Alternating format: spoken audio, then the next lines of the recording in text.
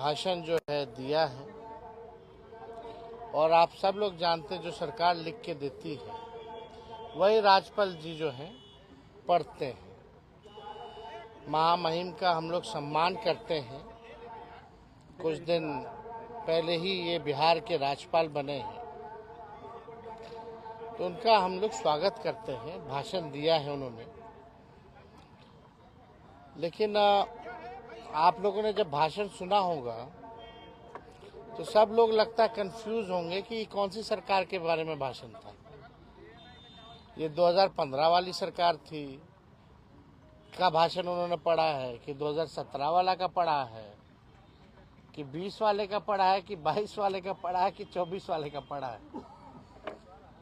आप अगर पूरा भाषण देखें तो आखिर कौन सा सरकार के बारे में इन्होंने भाषण पढ़ा है। हाल फिलहाल में भी 1 साल नई सरकार को हुआ है और हमें 1 साल में इनकी कोई उपलब्धि जो है दिखी नहीं है कि कौन सा उपलब्धि बिहार सरकार। पढ़े थे तो अगर पढ़ना था तो नीति आयोग का रिपोर्ट भी पढ़ देते। साक्षरता के मामले में बिहार सबसे फिसड्डी है। बिहार जो है प्रति व्यक्ति आय निवेश में सबसे फिसड्डी है। किसानों के आय में फिसड्डी है। और बिहार आगे कहाँ है? बेरोजगारी के मामला में नंबर 1 है, पलायन में नंबर 1 है, गरीबी में नंबर 1 है। ये सब भी बताना चाहिए था। तो हम लोग तो जान ही रहे थे भाई सरकार ने कोई काम किया नहीं है। गवर्नर महामहिम है, ये औपचारिकता होती है कि जो सरकार लिख के देगी चाहे झूठ हो सच हो वो राज्यपाल जो है पढ़ेंगे। अब इस पर अभिभाषण पर चर्चा होगी। जब चर्चा होगी तो एक एक जो है पोल हम लोग सरकार का खोलेंगे और ऐसा पोल खोला जाएगा कि उनका जवाब देना। आज तक तो कोई जवाब मिला नहीं, आगे भी उनके पास कोई जवाब नहीं होगा। आज हम सब लोग चाहते हैं बजट सत्र जो है महत्वपूर्ण सत्र होता है, सबसे लंबा सत्र होता है और इस लंबे सत्र में हम सब लोग अपेक्षा करते हैं कि सही ढंग से जो है हाउस चले।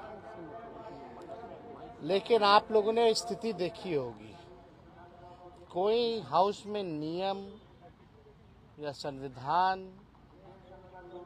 का पालन नहीं हो रहा, बल्कि विपक्षी जो है बार बार आसन से आंख खोल के देखने को कह रहा है कि आपके सामने कोई संविधान का या नियम का उल्लंघन कैसे कर सकता है। आज लगभग कई दिन हो गए, साल भर हो रहा है और अब तक कार्रवाई नहीं की गई। स्पष्टीकरण पूछा गया लेकिन कोई जवाब मिला नहीं है। तो क्या ये आसन का अपमान नहीं है? जो भी विधायक उधर बैठाना तो बैठाओ ना भाई, लेकिन किस नियम के और किस संविधान के नियम के हवाले आप बैठा रहे? सबका सीट जो है लोकेटेड होता है नियम का। अगर हम लोगों ने व्हिप के खिलाफ अगर किसी ने उल्लंघन किया है तो वो नियम में बना है कि उल्लंघन होगी। अगर कोई कंप्लेंट करेगा, पार्टी अगर कंप्लेंट करती है तो उस पर कार्रवाई होनी चाहिए, तो कार्रवाई भी नहीं होती है। हमारे सदस्य की सदस्यता छीन ली जाती है और विलम्ब। एमएलसी सुनील सिंह केवल पलटू राम कहने पे उनकी सदस्यता छीनी जा सकती है। यहाँ व्हिप का उल्लंघन हो रहा है, डेली सदन को शर्मसार किया जा रहा है, आसन के नीचे खेल हो रहा है, तो सदस्यता नहीं छीनी जा रही है। तो मेरा ये कहना है कि संविधान सत्ता पक्ष के लिए कुछ और है क्या? नियम सत्ता पक्ष के लिए कुछ और है क्या और विपक्ष के लिए कुछ और है क्या? वो तो हम धन्यवाद देते हैं उच्चतम न्यायालय को कि सुनील सिंह जी के मामले में जो है जो तानाशाही जिस प्रकार से सदस्यता ली गई थी, तुरंत सुप्रीम कोर्ट ने न्याय किया, जस्टिस किया और न्याय मिला। लेकिन भाई उस सदन का तो हो गया, कोर्ट जाना पड़ा। तो हम देखिए बिहार विधानसभा के मामले में हम पे बड़ा दबाव है। लोगों का कहना है कि कोर्ट जाइए उन विधायकों के खिलाफ।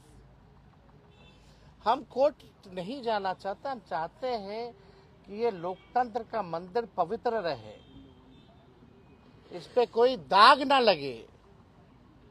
लेकिन ये बात तो जो लोग आसन पे बैठे हैं, जो सत्ता पक्ष में, ये तो तानाशाही नहीं तो और क्या है। आप मंत्री की जगह दे करके उनको बैठाने का काम करें। अरे कराओ बाय इलेक्शन उनके सीट पे, फिर उनको जिताओ, फिर मंत्री बना के बैठा दो। कर सकते हो, यही ना नियम है। अगर कोई भी हमारे 3-4 सदस्य उल्लंघन किए हो, जो लोग हो, तो भाई कार्रवाई होनी चाहिए। पार्टी कार्रवाई करती है। विप का मतलब क्या होता है? यानी विप का कोई मतलब नहीं, तो इस व्यवस्था को आप रखे क्यों? हटा दो। तो देखिए, अगर सिटिंग अरेंजमेंट में ही ये हाल है, तो विपक्ष तो संविधान और नियम और लोकतंत्र को बचाने के लिए हमेशा आवाज उठाएगा। निशांत की चर्चा बड़ी हो रही है। अब हो गया, आप जी, अब तो हम बोल दिए। नेता भी कह रहे हैं कि आना चाहिए। अब देखिए, अब उनका पार्टी का मामला है, उन पर छोड़ा जाए। हमने एक बार नहीं कई बार प्रतिक्रिया इस मामले में दे दिया है। बार बार मेरा इस पे, आपने पूर्व बयान मेरा सुन लीजिए, आपको पता चल जाएगा तय है कि नहीं है। तो इस पे हम बार बार इस मामले में, मुख्यमंत्री पद के चेहरा नहीं होंगे।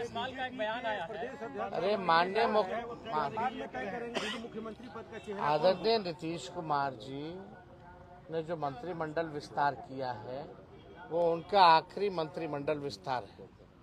अब नीतीश कुमार जी दोबारा बिहार के मुख्यमंत्री नहीं बनने जा रहे।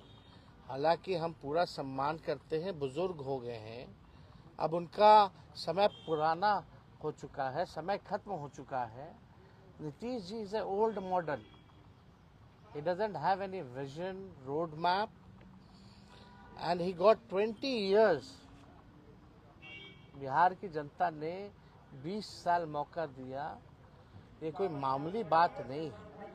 20 साल में भी अगर बिहार सबसे गरीब है तो इसका दोषी कौन है? 20 साल में सबसे ज्यादा बेरोजगारी बिहार में है, पलायन सबसे ज्यादा है, और आपराधिक मामले तो आप देख लीजिए, एनसीआरबी का आंकड़ा उठा के देख लीजिए। अगर किसी को बहस करनी है तो डेटा पे बात करें, तो बिहार तो पीछे चला जा रहा है।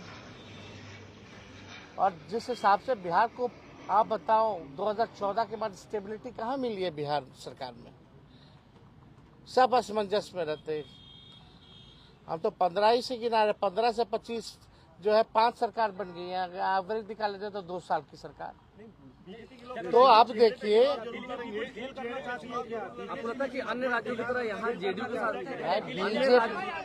बीजेपी का एकमात्र मकसद है कि जनता दल यूनाइटेड पार्टी को कब्जा लो, और जो लोग जनता दल यूनाइटेड को नीतीश कुमार जी ने कमान दिया है, ये साफ दिखाता है कि निर्णय लेने लायक नीतीश कुमार जी अब नहीं रहेंगे। जो भाजपा ही है, संगी है, उसको कमान दे रखा है। सबकी डीलिंग हो चुकी है भाजपा से। नीतीश जी का अब खेल ये लोग समाप्त कर रहे हैं। ये नीतीश कुमार जी अनजाने बने हुए हैं, लेकिन उनके जितने साथी जो आजकल भूजा पार्टी करने वाले लोग हैं, सब दिल और दिमाग से भाजपा हो चुके हैं। बस समय का इंतजार कीजिए। ये लोग पूरे जनता दल यूनाइटेड को, जो शरद जी की बनाई हुई पार्टी जो थी, इसको ये लोग कब्जाने का काम करेंगे। और बीजेपी क्या करती है नहीं करती किसको नहीं पता है, बताइए तो आपको पता है कि नहीं क्या काम करती है? और कोई काम आता है उसको? खुल के बेईमानी करो, खुल के चोरी करो, नियम और संविधान का उल्लंघन करो। This is the weapon of BJP. They have all the institution in their pocket. जितना इंस्टीट्यूशंस है, कॉन्स्टिट्यूशनल इंस्टीट्यूशंस है, सब पॉकेट में। Election commission is the cheerleader of the BJP, और इस बार चीयर लीडर कितना भी चीयर करेगा बीजेपी का बिहार में, बिहार की जनता खुट्टा गाड़ करके जो है लोगों को सबक सिखाएगी। बहुत बहुत धन्यवाद। एक सर्वे आया है आपके नाम पर, मोस्ट ट्रस्टेड आप फेस बताया जा रहा है। इस बार जो बिहार में चुनाव होना है उसको लेकर एक सर्वे आया है, मोस्ट ट्रस्टेड फेस आप बताए जा रहे हैं, बदलाव का एक इशारा। अब देखो, हम नेता आते रहेंगे, जाते रहेंगे। बिहार जो है देश भर में चर्चा में रहेगा, ठीक है। हम पे भी बहुत आरोप लगेंगे, बहुत तिगड़मबाजी होगी, ये होगा, तरह तरह की बातें बिहार में होंगी क्योंकि चुनाव है। तो अब सर्वे भी होता रहेगा, सर्वे ठीक है, सर्वे होता ही रहता है, उसमें कहाँ उसका विश्लेषण है। हम देखो, हमें अपने आप पे विश्वास है, हमें खुद पे हम विश्वास करते हैं कि इस बार बिहार की जनता हम लोगों को अवसर देगी। स्टालिन ने कहा हिंदी को लेकर, तेजस्वी